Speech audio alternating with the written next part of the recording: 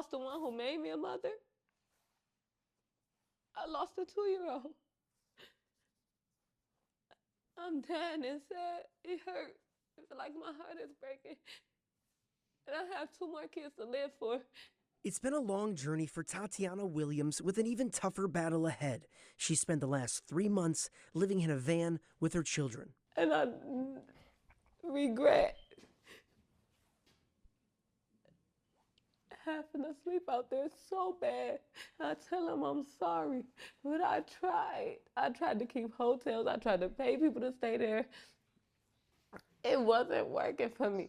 1 a.m. on Monday morning, they parked at the Hollywood Greektown Casino parking garage in below freezing temps. Overnight, the car ran out of gas, and the next day, her 9-year-old son was not breathing. I tried to give him CPR, and I was just giving him CPR. I just kept saying, Fetty, don't leave me. Don't leave me, please. After a friend helped take him to the hospital, her 2-year-old daughter was also found unresponsive. Both were later pronounced dead from what appears to be hypothermia. She didn't even get to live her life.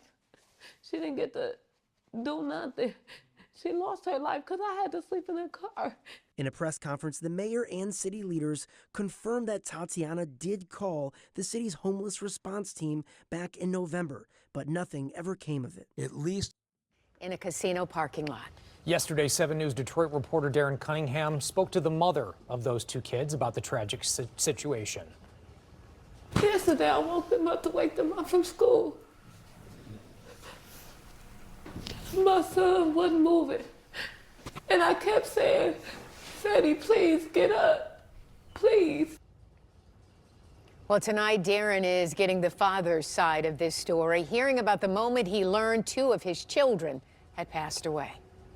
Darnell Curry Sr. wiped away tears while talking with me about his children, Darnell Jr. and Amelia, and the distressing phone call he says he took from their mother, Tatiana Williams, on Monday. I went to the gym. As soon as I got on the treadmill, she called saying, can I make it to the hospital right now? They gone. I was hoping it was a sick joke, but it wasn't. According to Detroit police, 9-year-old Darnell Jr. and 2-year-old Amelia died while sleeping in a vehicle at the Hollywood Casino at Greektown parking garage. Investigators say the cause appears to be hypothermia, a tragedy stemming from homelessness. I tried. I asked for help.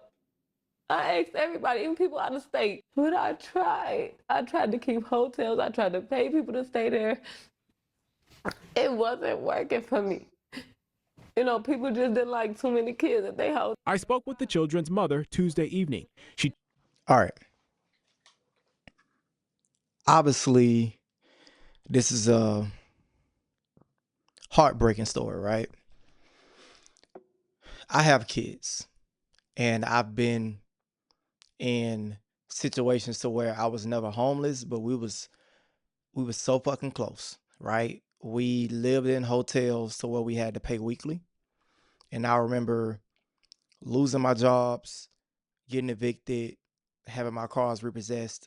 I remember that feeling. So as I listen to them talk, it's bringing back some of those situations that I was in. But I'll tell you,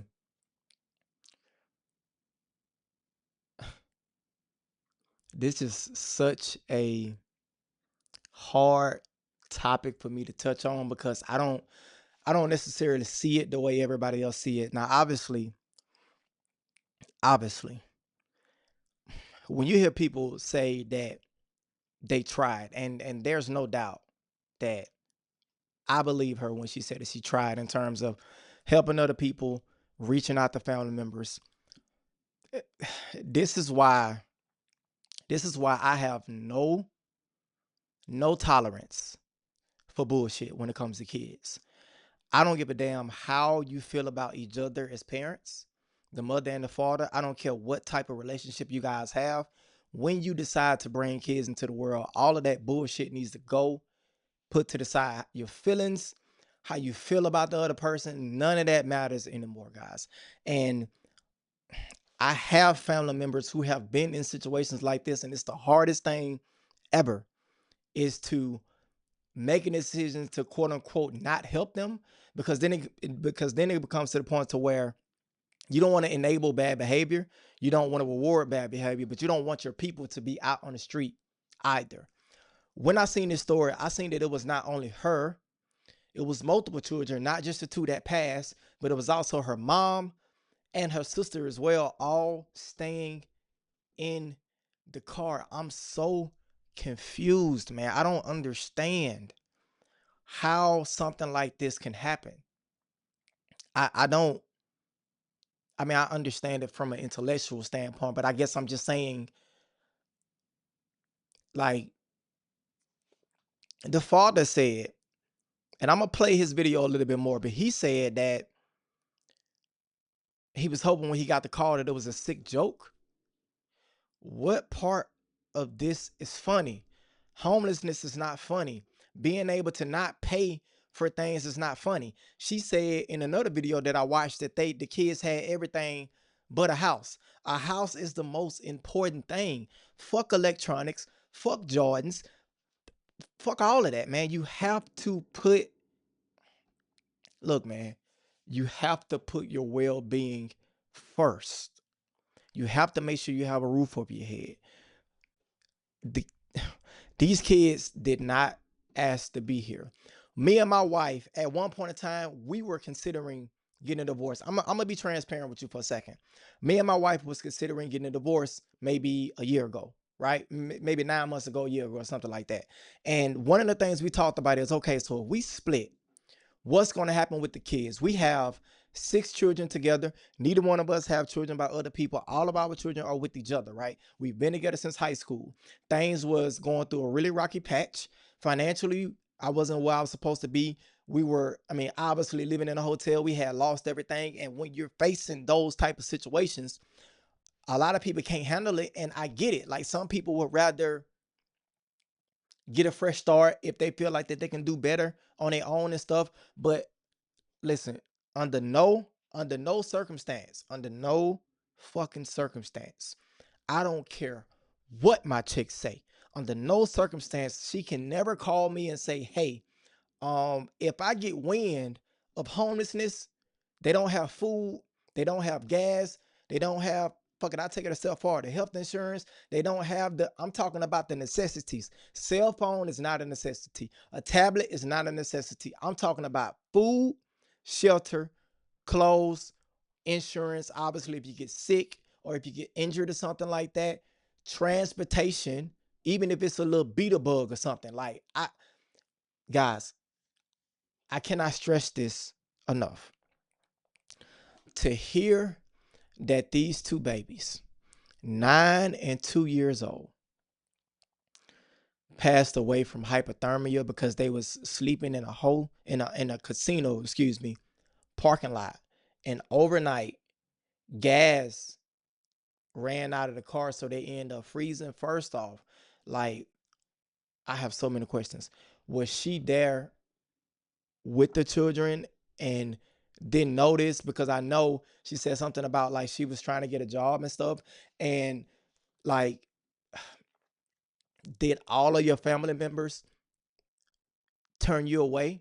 Which I'm not saying is impossible. I know that it's possible, but it's just so many more details that I want to know, because here you have 2 beautiful kids, and I believe kids are pure. I believe kids are truly God's gift, and I hate to see stories like this. It really pisses me off, because it's nothing that them as parents can tell me to justify something like this.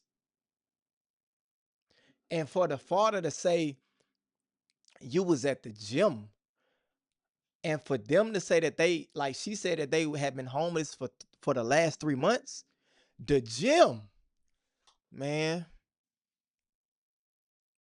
the fucking gym, bro. My youngest is 5 years old, and it hurts me to even discipline him. And the looks that I see on, and it's not just my kids. Like, we have neighbors that stay a couple of houses down. It's two boys. They come down here, they chill with us sometimes. You know, I buy pizza for everybody and stuff. They play outside together. Their cousins came over the other day. they was over here. If you guys remember in some of my previous blogs, I had my two nieces, like my wife's sister, her two daughters, they was up here for Christmas and stuff. I have little cousins, I have nephews, I have nieces. I have, like, if I added up all of the kids that have been within my sphere, maybe they spent the night, maybe they've been at parties, maybe they come over sometimes, you're talking about over 25 kids total, right? And they all respect me equally when they come around. When they see my children cleaning up or something, they fall right in. Even if, like, I've had some of my, cousins and stuff as kids, they came over here and I had their mom tell me, hey, I've been having problems with them. When they come over here, kids just seem to fall in line because they see the way that I interact with my kids. They see the way me and my wife interact with our family. And kids love to be a part of structure, believe it or not. When you tell them, hey, you guys got 30 more minutes to play on electronics and it's time to watch a movie, if you clean up, I'll buy pizza. They love that reward type thing, to where you give them a task, they go out there, maybe they raking leaves or something, and you say, hey, you guys rake these leaves up, I'm going to buy ice cream for everybody. To see they fucking faces light up, like, it really brings joy to my heart, because I know how it was for me growing up without a father, without having a true family. My mom working 3 jobs and shit. I'm 12, 13 years old, watching my 3 younger siblings cooking. Like, I grew up super fast. So by the time I was like 10 or 11, I'm pretty much babysitting my 3 younger siblings, who were all, at the time, if I was 11, I'm thinking like the youngest had to be what, 3 or 4, which is my youngest sister was like 3 or 4. My sister after that, she had to be maybe 7, and then it was like a 9-year-old. And I'm 11 at the time, watching us guys cooking and shit, while my mom worked 3 jobs just to make enough for us to live in the hood. Like, I know what it's like. Listen, don't get in my fucking comment section thinking you know me. You don't know where I come from. You don't know how hard I work to get to where I'm at, right? So I'm come from humble beginnings, and this breaks my heart. It really does.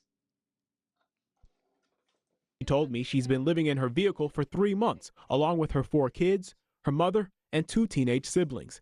She says she reached out to Living in a car for 3 months. Her, 4 kids, her mom, and 2 teenage siblings in one fucking car.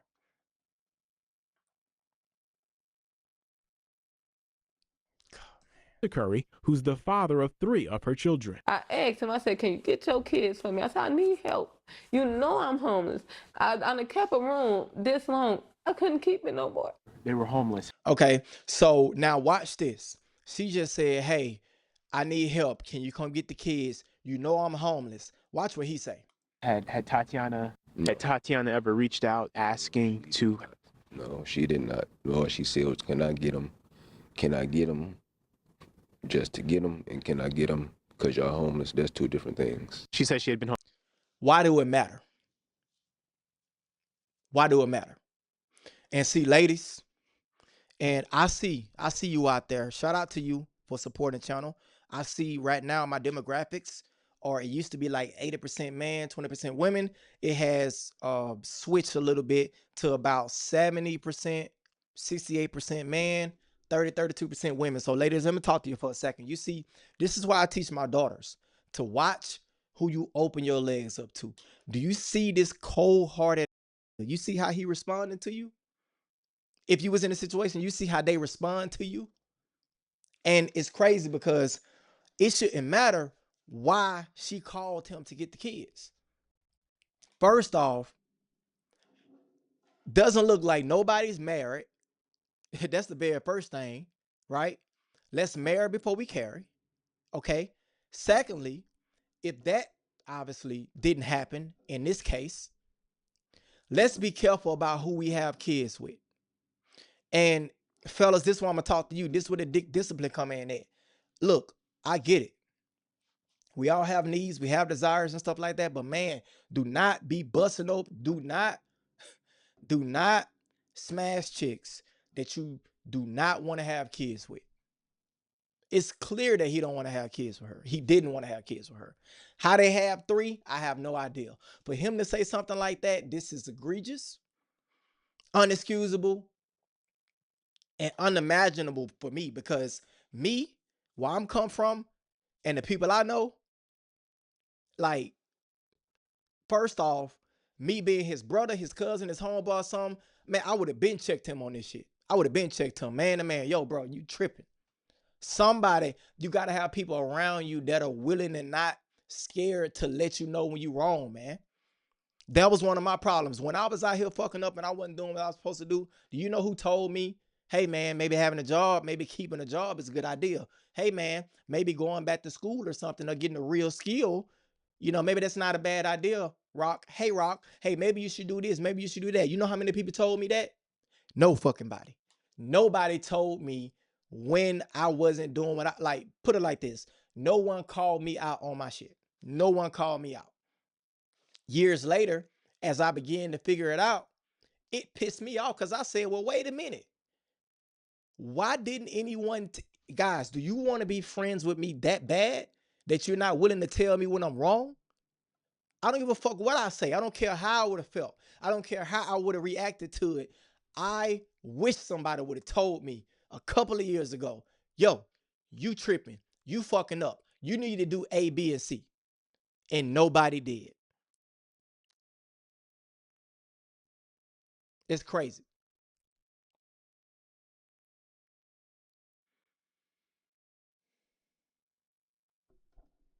Homeless for 3 months. Say, that's what I saw, about 3 months, but she ain't never said nothing to me.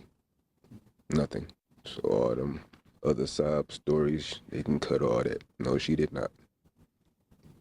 Curry, who Other sob stories?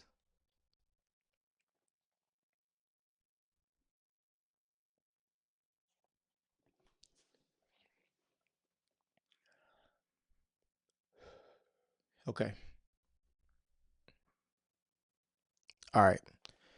Listen.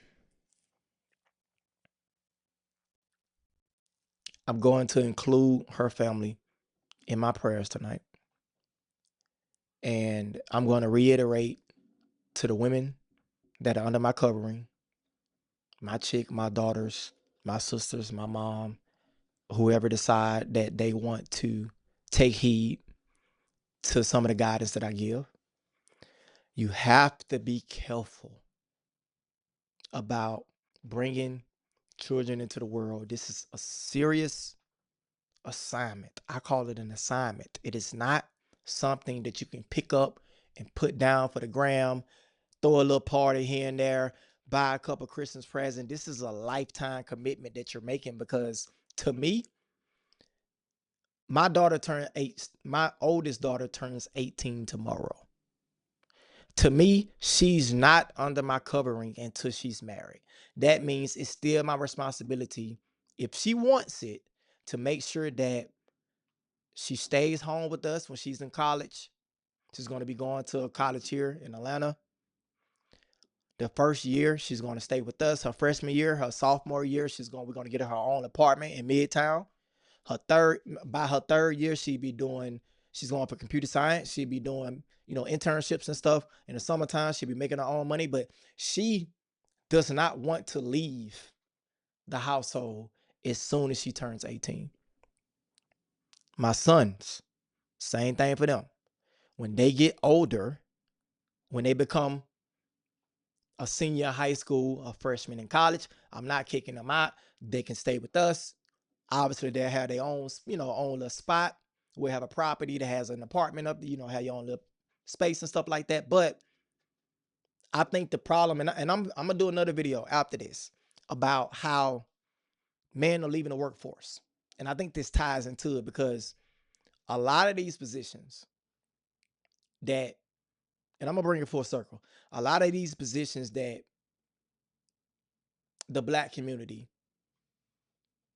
probably more so than any other community, and I'm gonna just call it what it is. You work these type of labor jobs, and when you have a family, that's not going to be enough money to take care of you and the average size family is like 2 kids. So it's like a 4-person household. Statistically speaking, you need to make anywhere from 150 to 200,000 to live a comfortable lifestyle with 2 children. Now, obviously, that number increases dramatically when you're not going to be staying together, when your kids are in one place and you're in another place, because I've always said, and I'll never get a divorce, but if hell froze over and that happened, right? I would be in a position to make enough money to where I can take care of my ex-wife and my children in their completely separate house and still take care of myself in my completely separate house. I didn't say go get another goddamn family. I'm talking about just strictly taking care of my responsibilities. This type of stuff lets me know, obviously, there's a shortage of money. They're not co-parenting properly. And don't get it twisted. Regardless of what this man said, I know he's hurting too. We hurt in different ways. So I'm not saying that he doesn't care per se in terms of he doesn't care that his kids passed away. No, I'm not saying that. Please do not misunderstand what I'm saying. What I'm talking about is you have to care enough about the person you have children with to bypass whatever fuckery they can bring in your life. That's what I'm talking about. Despite their relationship with each other, it's his responsibility more so. It's both of their responsibility, but it's his responsibility as a father more so to make sure that his kids are in a safe spot, regardless of whatever the mother doing. Real talk. That's the code of honor that we take as fathers and as men.